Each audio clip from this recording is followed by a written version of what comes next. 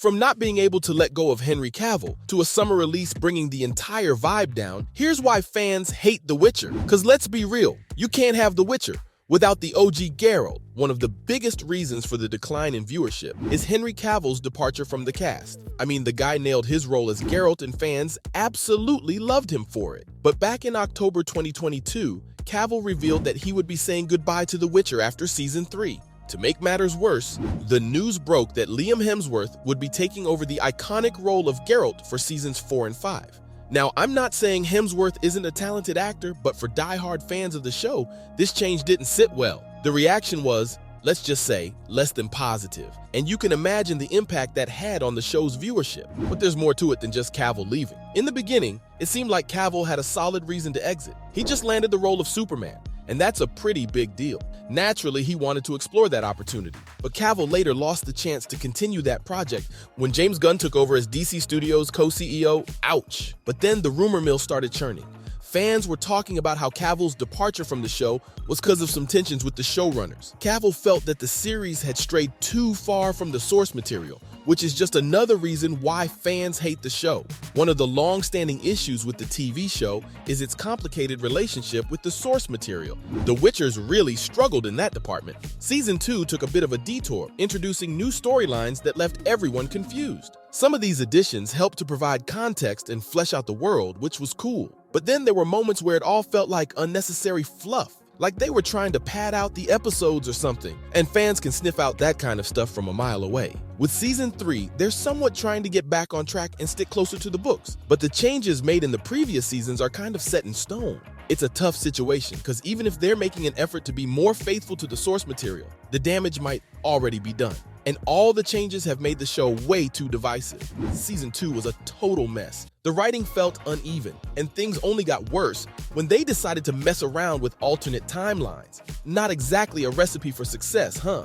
One prime example of the changes that caused a lot of issues was what they did to Yennefer's character. In the books, she goes through a rough patch, recovering from being blinded by a fireball. But in the show, they decided to capture her and introduce this deathless mother character called Voleth Mir. Suddenly, Yennefer is stripped of her magic, and it's all a bit hazy as to why and how the rules of chaos and magic work in this adaptation. This decision really divided the audience and the book fans. First of all, it rendered Yennefer mostly powerless throughout season 2. Not a great look for a powerful sorceress. But the bigger issue was how it affected her relationship with Ciri. Yennefer, desperate to regain her magic, makes some questionable choices, including betraying Geralt and using Ciri to get what she wants. This altered their story beyond season 2 and strained the bond between Yennefer and Ciri.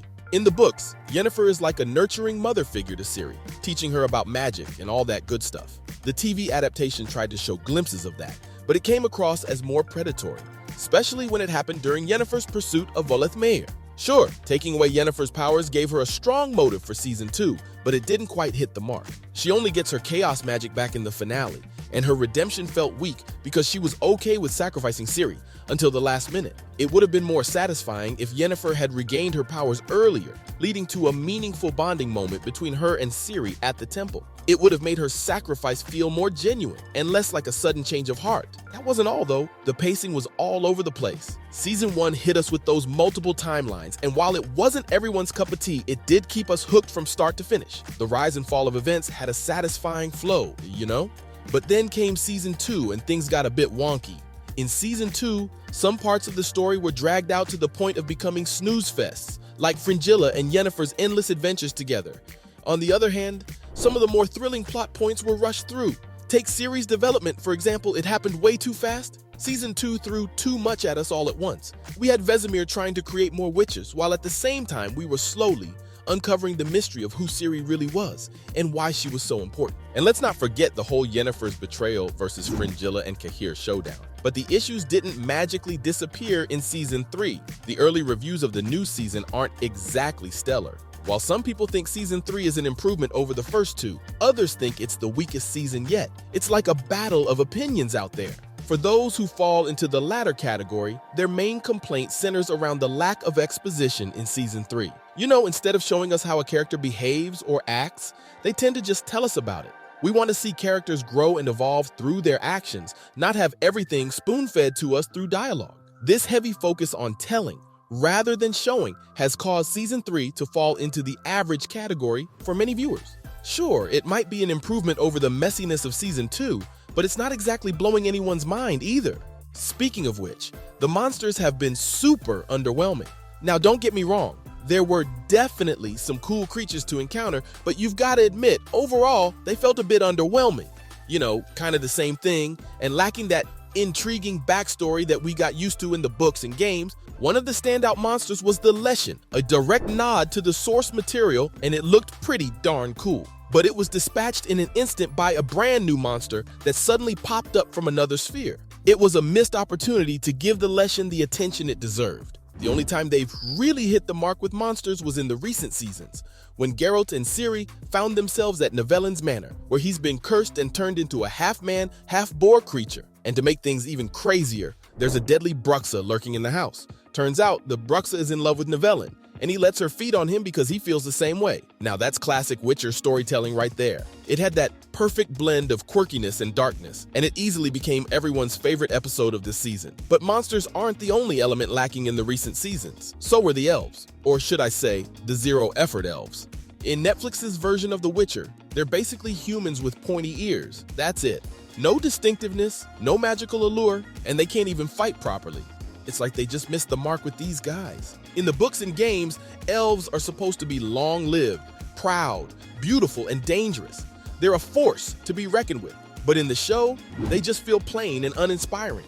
And let's not forget about the Witchers themselves. The portrayal of these monster-hunting warriors left something to be desired. They bring women to Kaer Morhen, act like uncivilized jerks most of the time, and honestly aren't very likable. From Vesemir to Lambert to Eskel, they come off as rough around the edges and it's hard to warm up to them. Even Geralt was an outcast wherever he goes, including his own home. But even if you could say that the downfall of the show has nothing to do with the story and production, The Witcher just doesn't suit being a summer release. Seasons 1 and 2 were both dropped on us in December, right around the holiday season. But Season 3 decided to mix things up and hit us with a summer release.